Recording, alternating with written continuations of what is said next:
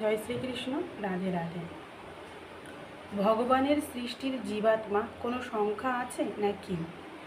যদি থাকে তবে কত কোটি অবশ্যই জানাবেন। উত্তরে কি বলছে শুনুন। এক একটি জীবাত্মা ভগবানের অতি সূক্ষ্মাতি সূক্ষ্ম চেতন সত্তা বা চিৎকণা। কত কোটি চিৎকণা আছে এরকম প্রশ্নটাই অবান্তর। ভগবান চিন্ময়, তিনি অসীম ও অনন্ত। তার চিন্ময় অঙ্গ থেকে প্রকাশিত চিৎকণাও অনন্ত ও অগণিত। শাস্ত্রে বলা হয়েছে ব্রহ্মাণ্ড অনন্ত কোটি, জড় ব্রহ্মাণ্ড অনন্ত কোটি, চিৎ বৈকুণ্ঠ অনন্ত কোটি।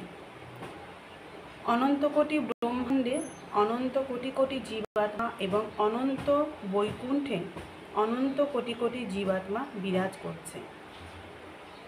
সূর্য থেকে উৎপন্ন সূর্য রশ্মিকণা যেমন গণনার বিষয় নয়, তেমনি ভগবান থেকে সৃষ্ট জীবাত্মার সংখ্যাও অগণনীয়।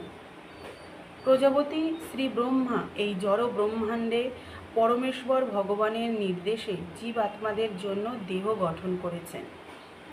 যে জড় দেহ গ্রহণ বা আশ্রয় করে এই জড় ব্রহ্মাণ্ডে জীবাত্মা জীবনযাপন করবে, সেই দেহ হচ্ছে 84 লক্ষ রকমের।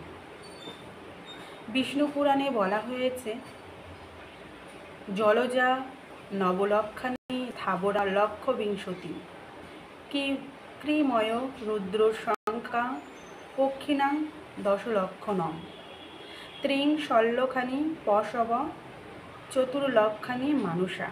অর্থাৎ 9 লক্ষ রকমের জলজ প্রাণী, 20 লক্ষ রকমের বৃক্ষতলবী, কৃমি, কীট, সরীসৃপ ইত্যাদি, 11 লক্ষ রকমের পক্ষী, 10 লক্ষ রকমের পশু, 30 লক্ষ রকমের এবং মানুষ 4 লক্ষ রকমের।